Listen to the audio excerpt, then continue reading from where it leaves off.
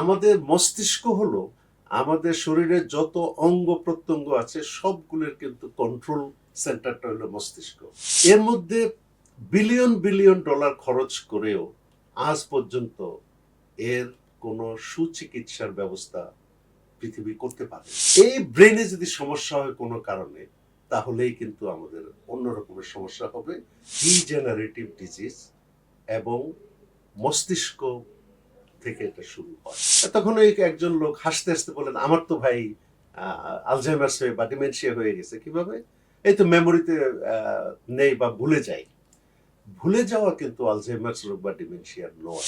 Dementia হলো একটা পর্যায় যেখানে গেলে কিছু সিমটম আমরা পাই।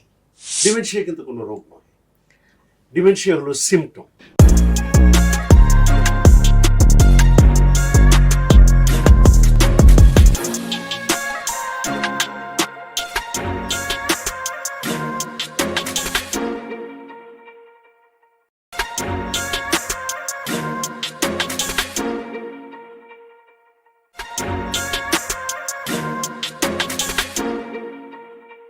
সকলকে স্বাগত জানাচ্ছি নেটওয়ার্ক কেয়ার প্রেজেন্টেড পডকাস্ট ভয়েসের খুঁটিনাটি, যেখানে আমরা কথা বলি হেলথ, এজিং এবং ডিগনিটির সাথে জড়িত জীবনের গল্প নিয়ে। ভুলে যাওয়া আমাদের একটি স্বাভাবিক প্রক্রিয়া, কিন্তু এই প্রক্রিয়াটা যখন অনেক বেশি ঘটে থাকে তখন এই স্বাভাবিক প্রক্রিয়ার মধ্যে এটি থাকে না। তাকে আইডেন্টিফাই করা হয় একটি রোগ নামে, যে রোগটির নাম হচ্ছে ডেমেনশিয়া বা আলজাইমার্স। আমরা যদি বাংলাদেশের ক্ষেত্রে তথ্যটি দেখি, প্রতি 12 জনে একজন মানুষ ডেমেনশিয়ায় আক্রান্ত।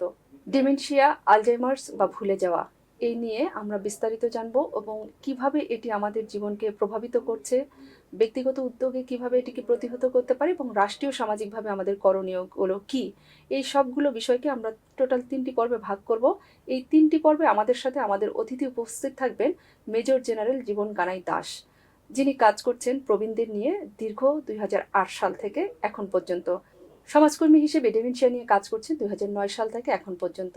ব্যক্তিগতভাবে তিনি 150-এরও অধিক ব্যক্তিকে কাউন্সিলিং করেছেন এবং বিভিন্ন পরিবারের পাশে দাঁড়িয়েছেন বিভিন্ন সময়। আমরা তার কাজগুলোকে, তার অভিজ্ঞতাগুলোকে নিউট্রয়েন কেয়ার পডকাস্টের মাধ্যমে বন্দি করে রাখতে চাই এবং দেশে কোন ধরনের করণীয়গুলো আমরা করতে পারি, কোন পদক্ষেপগুলো সরকার নিতে পারে, সে বিষয়ে আমরা একটি গাইডেন্স পাবো তার কাছ থেকে। আমরা সরাসরি চলে যাব আজকে আমাদের অতিথি মেজর জেনারেল জীবন কানাই দাস স্যারের কাছে।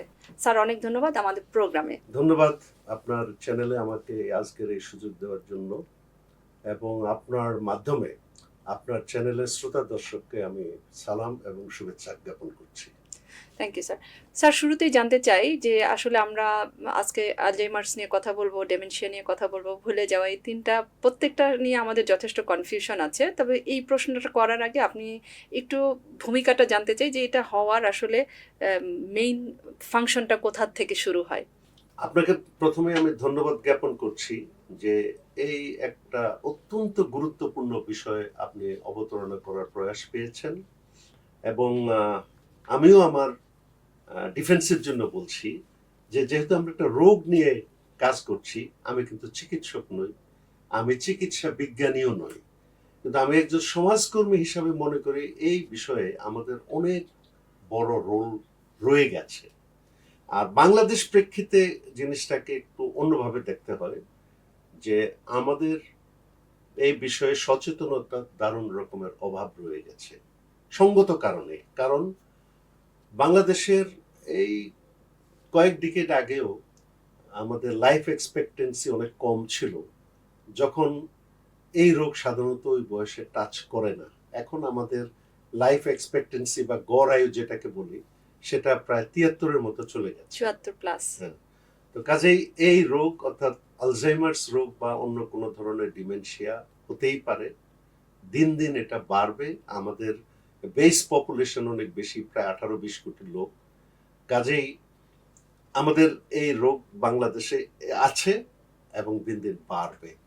দ্বিতীয় জিনিসটা হলো, এই রোগটা প্রায় 120-22 বছর আগে আবিষ্কার হয়েছে। যদিও তার আগেও লোকজনের রোগ হতো, কিন্তু নামকরণ হয়েছে, আইডেন্টিফাইড হয়েছে 120 বছর মতো আগে।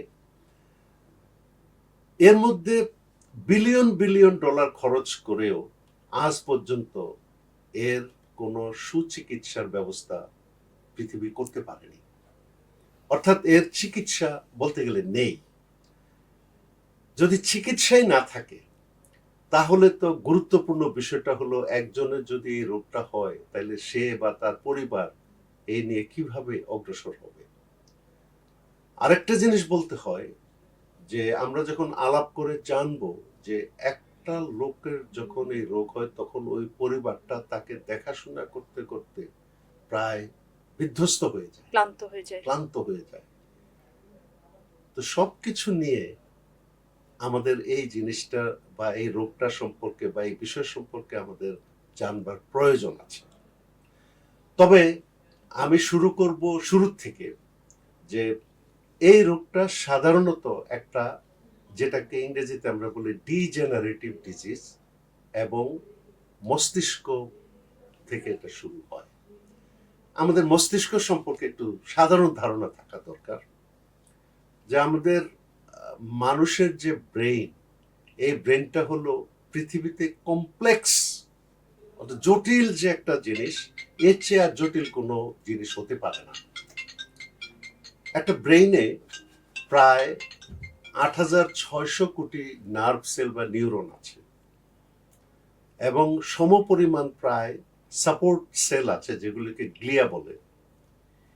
এই ৮,৬০০ কোটি নার্ভ সেলের প্রত্যেকটিতে প্রায় ১৫,০০০ সিনাপস বা কানেকশন আছে, অর্থাৎ একটা সেলের সাথে আরেকটা সেলের কানেকশনের জন্য এটা প্রয়োজন হয়। এবং এর মধ্যে যে যে ফাইবার আছে, সেই ফাইবারের লেংথ হলো যে প্রায় ৫,২৮,০০০ মাইল লম্বা।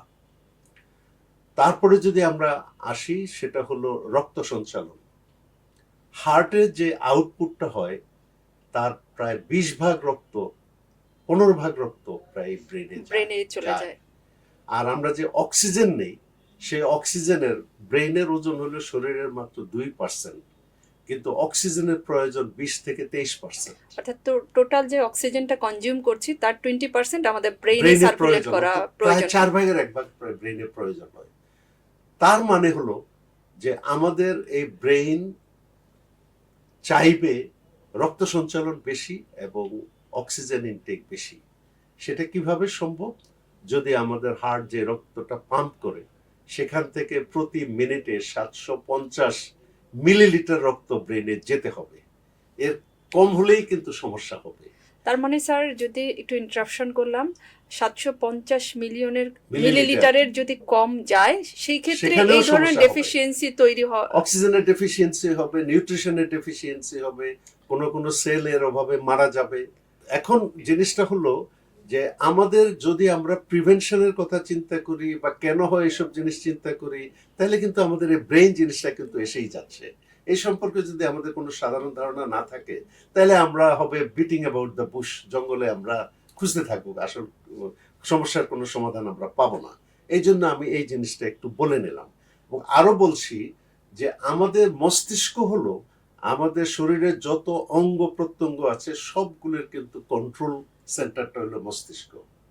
কাজে এখান থেকেই আমাদের যে জীবন ধারণের জন্য যে গুরুত্বপূর্ণ জিনিসগুলো, যে বডি টেম্পারেচার কন্ট্রোল করা, ওয়াটার ইনটেক বা এগুলো রেগুলেট করা, তারপরে ব্লাড সুগার কন্ট্রোল, অর্থাৎ যত ধরনের কন্ট্রোল আছে সেই কন্ট্রোলের কাজগুলো ব্রেইন করে, কমান্ড দিচ্ছে ব্রেইন করে থাকে।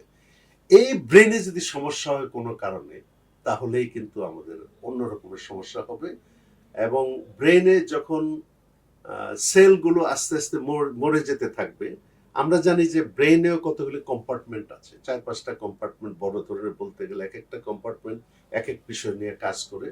তো যদি ওই কম্পার্টমেন্টে কোনো কারণে, এমনকি একটা যদি গুরুতর ব্রেইন ইনজুরিও হয়, সেখানেও ব্রেইন সেল মরে যেতে পারে।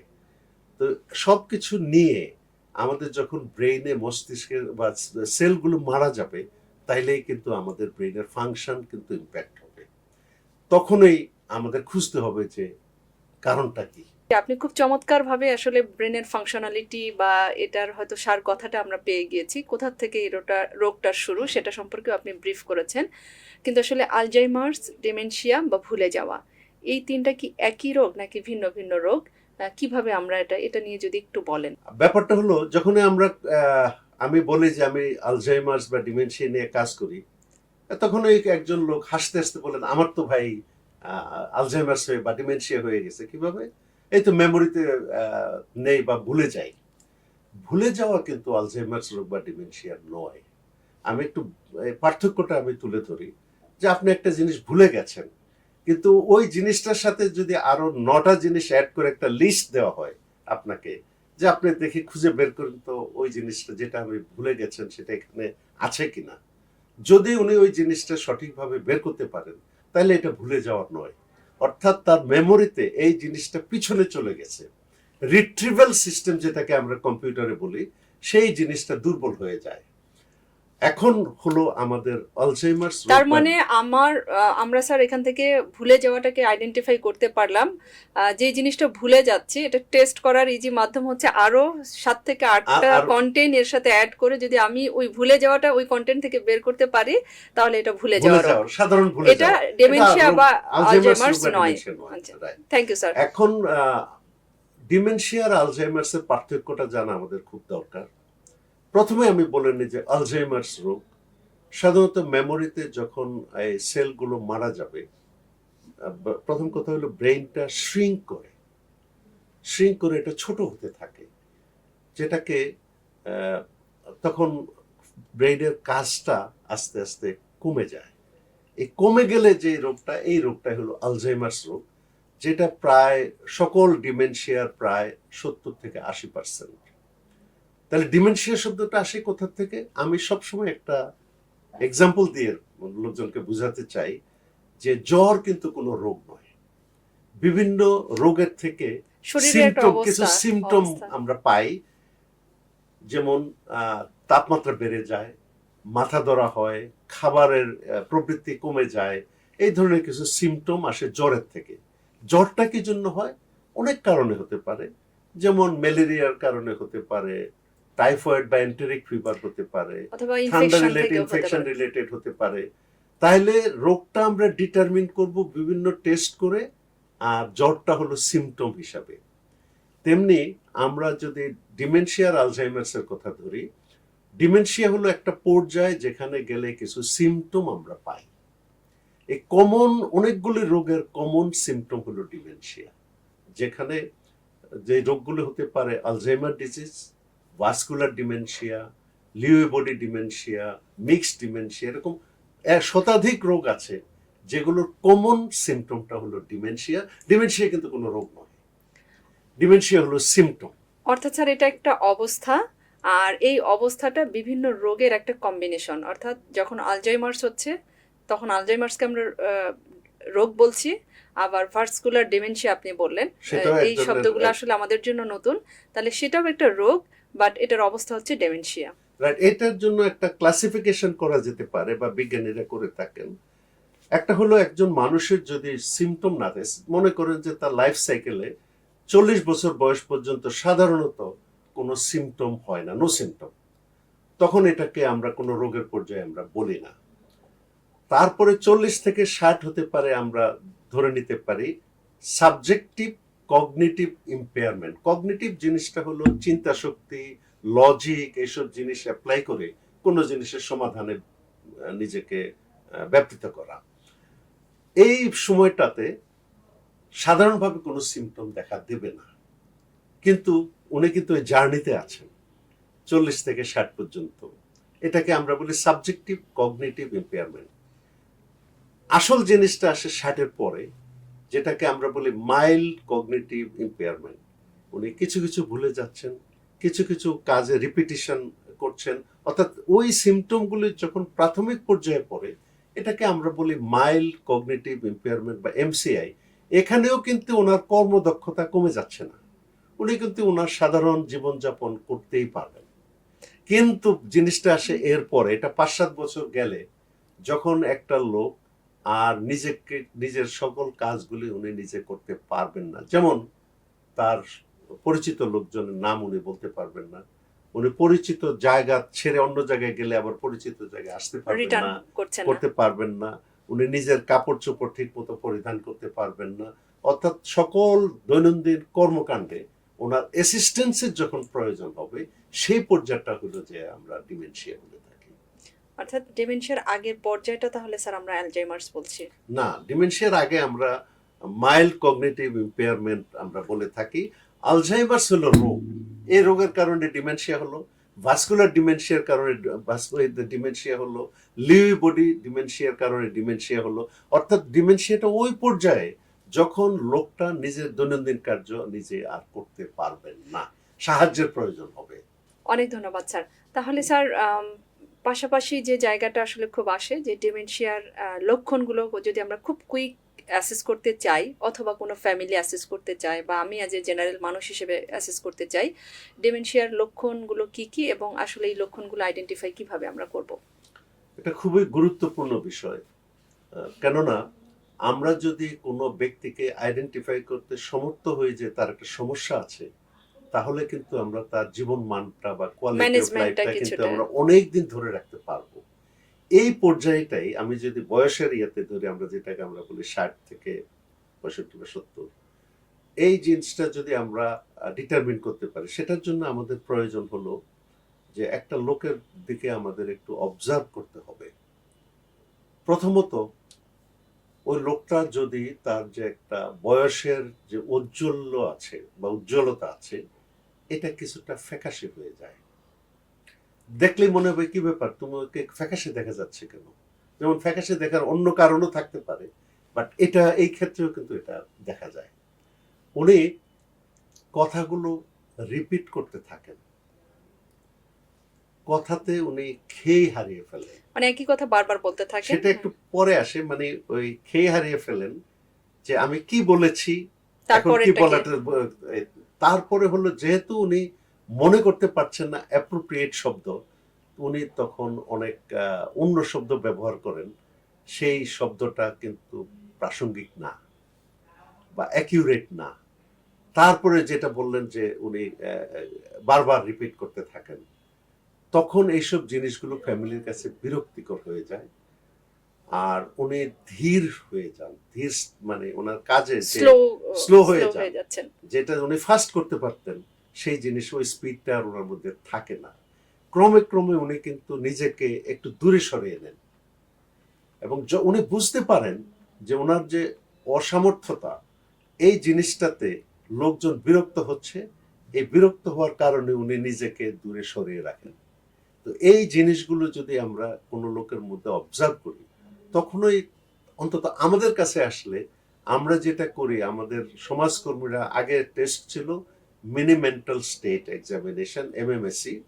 আমরা তখন লোককে কিছু তার তথ্য, তার আজকাল দিনের অবস্থান কি, কি বার, কোন জায়গায় আমি আছি, এই ধর সাধারণ কিছু প্রশ্ন আমরা তখন জিজ্ঞেস করে থাকি। এইগুলোর উত্তর দেখা যায় যে উনার পক্ষে সবগুলোর উত্তর সঠিকভাবে দেওয়া সম্ভব হয় অথবা না।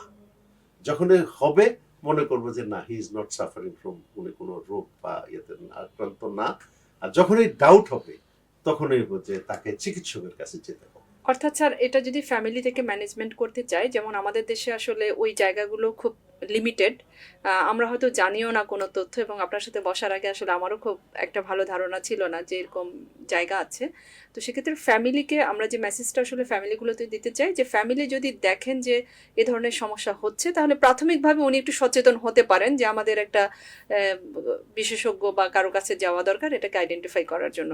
আপনি বলছিলেন একটা বয়সের কথা বারবার আসছিল, আপনি 60-র পরে বলছিলেন। তো ডিমেনশিয়া বা আলজাইমার্স হওয়ার জন্য নির্দিষ্ট কোনো বয়স আছে কিনা, বা এটা বয়স ভেদে আসলে হয় কিনা, বা কোন বয়সে কেমন হওয়ার ঝুঁকি থাকে, এটা যদি একটু বলেন। আমি যেমন একটু আগে বলে গেছি যে 40 থেকে 60-60-এর পরে সাধারণত আমরা যে মাইল্ড কগনিটিভ ইম্পেয়ারমেন্ট, MCI, বা আমরা যে ডিমেনশিয়ার বা আলজাইমার্সের প্রাথমিক লক্ষণগুলো আমরা অবজার্ভ করি 60 বছর বয়সের পরে। তার আগে খুব একটা অবজার্ভ করার সুযোগ নেই। আমি বলছি এরপরে যেটা হয়, গাণিতিক নিয়মে প্রতি 5 বছর পরে পরে ওই এটা হওয়ার সম্ভাবনা ডাবল হয়ে যায়। অর্থাৎ আমাদের দেশে যদি প্রতি 60 বছর বয়সী লোক 100 জন থাকে, তাহলে হয়তো একজনের মধ্যে আমরা পাবো। কিন্তু যদি 65 বছর ওই লোকগুলো হয়, তখন কিন্তু তাদের মধ্যে পাওয়ার সম্ভাবনা 2 জনের মধ্যে। তেমনি 85 বছর বয়সের পরে প্রায় প্রতি 2 জনের একজন আলঝেইমার্স রোগে আক্রান্ত হতে পারে বা কোনো রকম ডিমেনশিয়া রোগে আক্রান্ত হতে পারেন। এটা হলো এই বয়সের ব্যাপারটা। আরেকটা জিনিস হলো যেটা আমরা সাবজেক্টিভ কগনিটিভ ইম্পেয়ারমেন্ট এনেছি 40 থেকে 60। এই বয়সে কিন্তু যদি আমরা তার টেস্টিং ভালোভাবে করি, যেমন বিদেশে আছে পেট সিটি স্ক্যান যদি করা হয়, ব্লাড টেস্ট করা হয়, তখন ধরা যেতে পারে উনি ওই লাইনে পড়ে গেছেন। আছেন কিনা উনি কিন্তু ওনার কিন্তু 60 বছর বয়সেতে কিন্তু এই জিনিসটা ধরা পড়বে। তখন যদি উনি নিজেকে প্রস্তুত রাখেন, অর্থাৎ প্রিভেন্টিভ ব্যবস্থাগুলি নেন, তাহলে কিন্তু ওনার 60 বয়সে কিন্তু ধরা নাও পড়তে পারে। যাই হোক, সাধারণত 40 থেকে 60 বছর বয়স হলো এই বয়সে তার রোগটা তার মধ্যে বাসা বাঁধে, ডেভেলপ করার সুযোগ। হ্যাঁ, আর 60-এর পরে সে আস্তে আস্তে উপসর্গ নিয়ে আসে। আর তারপরে 70-75-এর পরে দেখা গেল যে সে আর নিজের কাজ নিজে করতে পারে না। Thank you sir. তাহলে স্যার বয়সের ব্যাপারটা আমরা বুঝলাম যে প্রত্যেকটা বয়সে আসলে এর মাত্রাটা ভিন্ন হচ্ছে। সেই ক্ষেত্রে বয়স ছাড়া আর কোনো ইন্ডিকেটর আছে কিনা যেটার মাধ্যমে আসলে যেটা রিস্ক ফ্যাক্টর হতে পারে ডেমেনশিয়া বা আলজাইমার্স আপনার ডেভেলপ করার জন্য, এরকম কোনো বিষয় আছে প্রথম কিনা? একটা রিস্ক ফ্যাক্টর হলো জিন, জেনেটিক্যালি। APOE4 বলে একটা জিন আছে। যদি বাবা বা মায়ের যদি এই ইয়েটা থাকে, তাহলে প্রায় 9% সম্ভাবনা থাকে, মানে সন্তানের জীবনে। অর্থাৎ 100 জনের 9 জনের হতে পারে। আর যদি বাবা এবং মা দুজনেরই থাকে, তাহলে এটা 30 থেকে 50% পর্যন্ত সন্তানের হতে পারে। সো এটা হলো জেনেটিক্যাল ডিসপোজিশন। আরগুলো অন্য কারণ, এনভায়রনমেন্টাল বা অন্য বিভিন্ন কারণ হতে পারে। তবে এক একজনের এক এক কন্ডিশনে হয়। সেজন্য আমরা ওই যে আমি মস্তিষ্কের কথা বলছি, মস্তিষ্কের যদি আমরা যত্ন না নিয়ে থাকি, তাহলেই কিন্তু আমরা এই সমস্যার মধ্যে তাড়াতাড়ি পড়ে যাব। স্যার, একটা বিষয় জানতে চাই যে আমরা তো এখন আসলে আমরা যে লাইফটাতে আছি সেই লাইফটাতে স্ট্রেস, কেউ সবাই আসলে কোনো না কোনোভাবে একটা স্ট্রেসফুল লাইফ লিড করছি। এই স্ট্রেসফুল লাইফটা কি আসলে একটা ফ্যাক্টর হতে পারে কিনা যে আমরা এখন যে সময়টা রান করছি সেখানে আসলে অলমোস্ট 99% মানুষই স্ট্রেসফুল লাইফ লিড করছি। তো সেই স্ট্রেসটা আসলে ডিমেনশিয়া হওয়ার কোনো কজ ফ্যাক্টর হতে পারে কিনা, বা এই যে স্ট্রেসের কারণে যে আমরা ভুলে যাচ্ছি, যে এটা নর্মালি হয়তো অনেক, আমরা যদি একটা র্যান্ডম জরিপও করি অনেক মানুষের মধ্যে এটা হয় যে স্ট্রেসের কারণে আমি একটু আগে কি করেছি ভুলে গিয়েছি। তো এই স্ট্রেসটা আসলে বা ভুলে যাওয়াটা ডিমেনশিয়ার লক্ষণ হতে পারে কিনা বা ডিমেনশিয়ার কারণ হতে পারে কিনা? আসলেই এখনো আমরা জানি না যে আলঝেইমার্স রোগ বা ডিমেনশিয়া হয় কেন। যেমন বিজ্ঞানীরা আবিষ্কার করেছেন, আমি তো আগে সেলের কথা বলেছি, সেই যে সেলের চারপাশে একটা প্রোটিন, বিটা অ্যামিলয়েড বলে একটা প্রোটিন প্ল্যাক বা ট্যাঙ্গল হিসাবে জমা হয়। আরেকটা হলো সেলের মধ্যে আসে টাউ প্রোটিন বলে। এইগুলো যখন সেলে বা ব্রেনে জমা হতে থাকে, তখন সাধারণত আলঝেইমার্স রোগ হয়। আর যেমন ভাস্কুলার ডিমেনশিয়ার ক্ষেত্রে যেটা হলো যে যখন স্ট্রোক হয়, স্ট্রোক হলে তখন তার একটা ব্রেনের একটা অংশ ব্লিডিং হয়, সেলগুলো নষ্ট হয়ে যায়, ওই অংশের অবস্থা বুঝে তার ব্রেনের ফাংশন এফেক্ট করে। অর্থাৎ হেমোরেজটার ক্ষেত্রে চান্সেস বেশি রাদার। এখন যদি স্ট্রেসের কথা বলি, স্ট্রেস জিনিসটা চিকিৎসকরাই ভালো বলতে পারবেন যে স্ট্রেস সাধারণত আমাদের দৈনন্দিন কর্মকাণ্ডে এটা ইম্প্যাক্ট করে, ব্লাড প্রেশারে ইম্প্যাক্ট করে, হাই ব্লাড প্রেশার বা হাইপার টেনশনের দিকে নিয়ে যায়। তো যদি হাইপার টেনশন ক্যান কন্ট্রিবিউট, এগুলো কন্ট্রিবিউটরি ফ্যাক্টর হিসাবে আসতে পারে, অর্থাৎ পার্শিয়ালি রিস্ক ফ্যাক্টর হিসেবে কাজ করতে পারে, ডাইরেক্টলি না, কিন্তু partially. They can contribute. Thank you sir.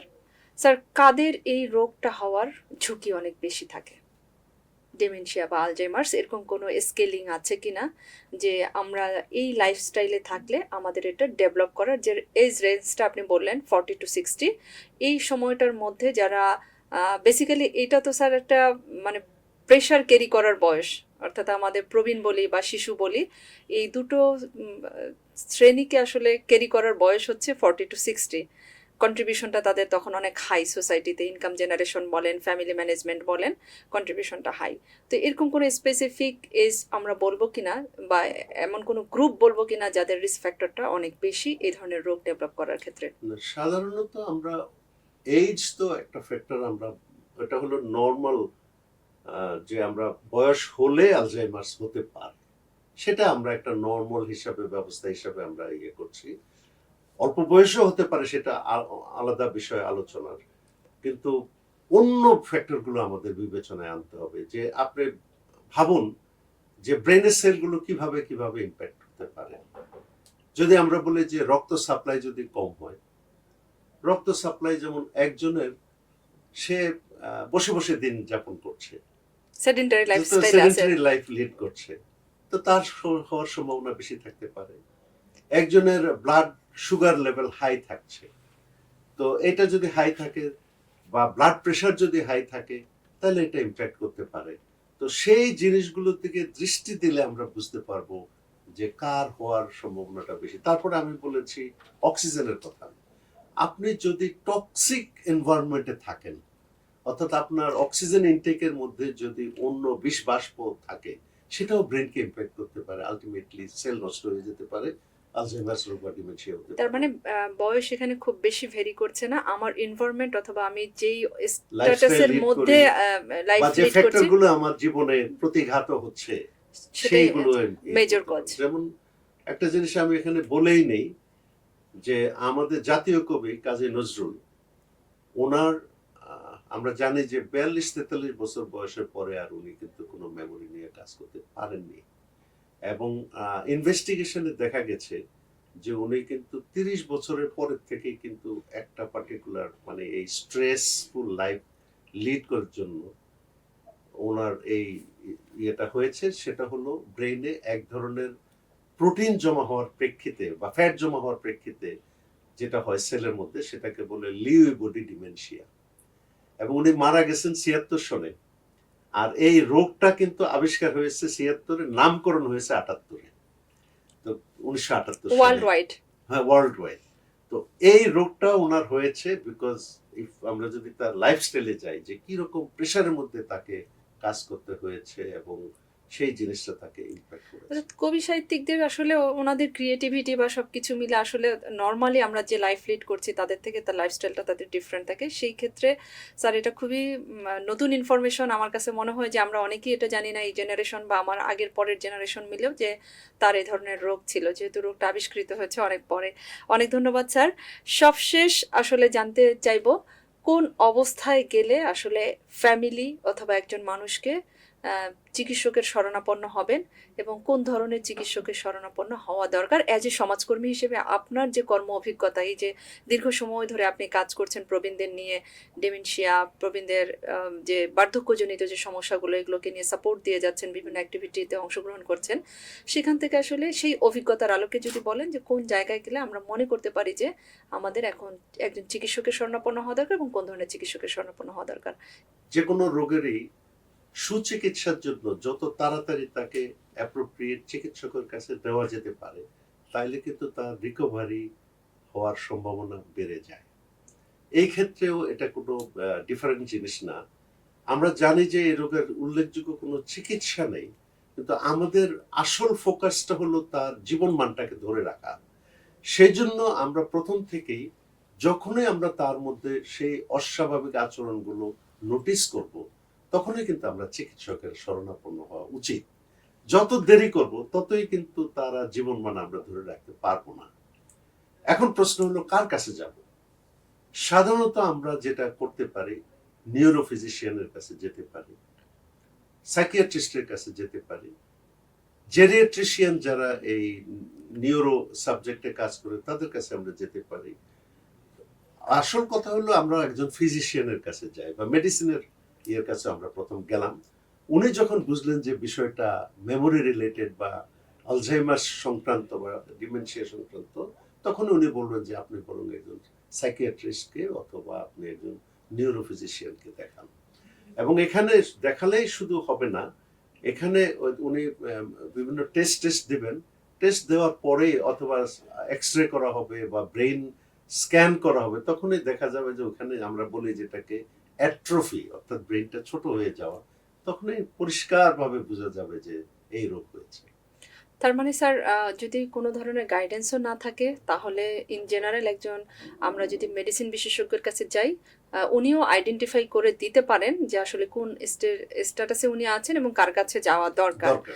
এবং সবকিছু মিলে স্যার আপনার কথা শুনে যেটা মনে হচ্ছে ইটস এ মানে টিম ওয়ার্ক, অর্থাৎ ফ্যামিলিকেও আপনার রেডিনেস একটা আছে যে যিনি মেনটেন করবেন, একজন বিশেষজ্ঞর কাছেও থাকতে হবে এবং তারা যদি মনে করেন যে একজন সাইকিয়াট্রিস্ট অথবা কাউন্সিলর, তাকেও ইনভলভ করা প্রয়োজন আছে। এই রোগটার চেয়ে ইম্পর্টেন্ট জিনিসটা হলো যে মানে চিকিৎসা, যেহেতু চিকিৎসা নেই, আরেকটা দিক খুব ইম্পর্টেন্ট, সেটা হলো কাউন্সেলিং। এই কাউন্সেলিংটা যেমন চিকিৎসকরা করতে পারবেন যদি ওনারা সময় দেন, আর যদি চিকিৎসকরা সময় না দেন তাহলে কিন্তু আমরা সাইকোলজিস্টদের কাছে যেতে পারি, যারা ক্লিনিক্যাল সাইকোলজিস্ট আছে তাদের কাছে যেতে পারি, অথবা আমাদের মতো সমাজকর্মী, যেমন আমি এই বিষয়ে কাউন্সেলিং করে থাকি, আমিও লেখাপড়া করেছি, সেমিনারে অংশগ্রহণ করেছি। কাজে এই জিনিসটা কিন্তু চিকিৎসা যতটুকু হয় তার সাথে এই জিনিসটারও প্রয়োজন। আর চিকিৎসার বিষয়টা ওনারা চিকিৎসকরা বলে থাকবেন, আমরা এমন একটা ওষুধ দিচ্ছি যাতে করে ওনার ডিজেনারেশনটা আমরা স্লো ডাউন করতে পারি, কিন্তু এটা কিন্তু প্রমাণিত নয় যে এই ওষুধ খাওয়ার কারণে তার যে পরবর্তী ডিজেনারেশনটা কি একই স্পিডে যাচ্ছে না বেশি স্পিডে যাচ্ছে, অর্থাৎ দ্রুত উনি খারাপ হয়ে যাচ্ছেন কিনা, সেটা একটা ভাবনার বিষয় আছে। যাই হোক, চিকিৎসকরা মনে করেন যে তার জীবনমান ধরে রাখার জন্য, স্লো ডাউন করার জন্য ওনারা ওষুধ দিবেন। আলটিমেটলি কিন্তু এটা চলে আসতেছে আমাদের মতো সমাজকর্মীদের কাছে, যারা আমরা কাউন্সিলিং করি। স্যার, আপনার কি মনে হয় যে বাংলাদেশে একটা তথ্য আছে, আপনি হয়তো স্ট্যাটিস্টিকটা বলবেন, যে এই মুহূর্তে কতজন ডিমেনশিয়া বা আলজাইমার্সে আছেন? আহ, সেই ক্ষেত্রে সাফিসিয়েন্ট সমাজকর্মী, কাউন্সিলর অথবা সাইকিয়াট্রিস্ট আছে কিনা? কারণ আমাদের যে তথ্য সেখানে কিন্তু সমাজকর্মী, আমার স্যার কাজের সুবাদে মনে পড়ে যে আমরা যদি গভর্নমেন্ট রিসোর্সটাকে দেখি, প্রতি 1,06,000-এর জন্য একজন সমাজকর্মী। তো আসলে এটা সাফিসিয়েন্ট কি না? না, এই সংখ্যাটা বের করা খুব কঠিন বাংলাদেশে। আমার অভিজ্ঞতায় বলে বর্তমানে যে সেন্সাসটা বা শুমারিটা হয়েছে, এর আগের শুমারিগুলোতে সাধারণত আমাদের বয়সের বিভাজন ছিল 0 থেকে 5 বা 1 থেকে 5, 6 থেকে 10, এইভাবে করে করে করে 60 বছর পর্যন্ত বয়সী লোকদের সংখ্যা নিরূপণ করা হয়েছে। কিন্তু 60-এর পরে কিন্তু আর ওটা থোক হিসাবে ধরা হতো। কিন্তু আমাদের ইন্টারেস্ট কিন্তু 60-এর পরে, যে আমরা দেখেছি যে প্রতি 5 বছরের রোগীর সংখ্যা ডাবল হয়। তখন আমরা এই জিনিসটা আমেরিকান সিআইএ স্টাডি থেকে আমরা নিয়ে আমরা ডিটারমিন করেছি, এটা 2014 সনের কথা আমি বলবো, যে বাংলাদেশে তখন প্রায় 4 থেকে 5 লক্ষ লোকের আলঝেইমার্স রোগ বা কোনো ধরনের ডিমেনশিয়া হওয়ার সম্ভাবনা আছে। যে স্টাডিগুলোই করা হয় সেই স্টাডিগুলো খুব ন্যারো বেসের উপর করা হয়, করে প্রেডিক্ট করা হয়। তবে আমাদের যদি বিশ্বের মানদণ্ডটা আমরা নেই এবং আমাদের যে বর্ধিষ্ণু যে লাইফ এক্সপেক্টেন্সি, সেটা বিবেচনায় আনলে আমার মনে হয় এখন প্রায় 9-10 লক্ষ লোকের আলঝেইমার্স রোগ হতে পারে।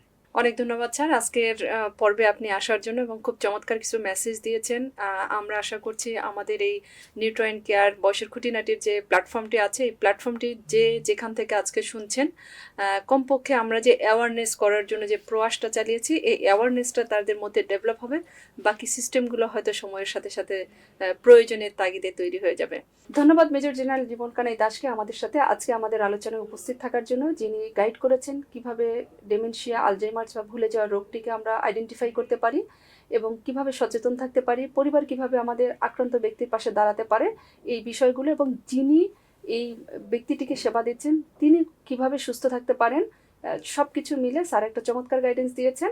দ্বিতীয় পর্বে আমরা আবার ফিরে আসবো স্যারকে নিয়ে, ব্যক্তিগত, পারিবারিক এবং সামাজিকভাবে আমাদের দায়বদ্ধতা কি, করণীয় কি। সে পর্যন্ত সবাই ভালো থাকবেন, সুস্থ থাকবেন, নিউট্রাইন কেয়ারের সাথেই থাকবেন। আমি আলিফা আফরোজ আজকে বিদায় নিচ্ছি আজকের পর্ব থেকে। অনেক ধন্যবাদ মেজর জেনারেল জীবন কানাই দাসকে আমাদের সাথে আজকে আমাদের আলোচনায় উপস্থিত থাকার জন্য, যিনি গাইড করেছেন কিভাবে ডিমেনশিয়া, আলজাইমার্স বা ভুলে যাওয়ার রোগটিকে আমরা আইডেন্টিফাই করতে পারি এবং কিভাবে সচেতন থাকতে পারি, পরিবার কিভাবে আমাদের আক্রান্ত ব্যক্তির পাশে দাঁড়াতে পারে এই বিষয়গুলো, এবং যিনি এই ব্যক্তিটিকে সেবা দিচ্ছেন তিনি কিভাবে সুস্থ থাকতে পারেন, সব কিছু মিলে স্যার একটা চমৎকার গাইডেন্স দিয়েছেন। দ্বিতীয় পর্বে আমরা আবার ফিরে আসবো স্যারকে নিয়ে, ব্যক্তিগত, পারিবারিক এবং সামাজিকভাবে আমাদের দায়বদ্ধতা কি, করণীয় কি। সে পর্যন্ত সবাই ভালো থাকবেন, সুস্থ থাকবেন, নিউট্রাইন কেয়ারের সাথেই থাকবেন। আমি আলিফা আফরোজ আজকে বিদায় নিচ্ছি আজকের পর্ব থেকে। অনেক ধন্যবাদ।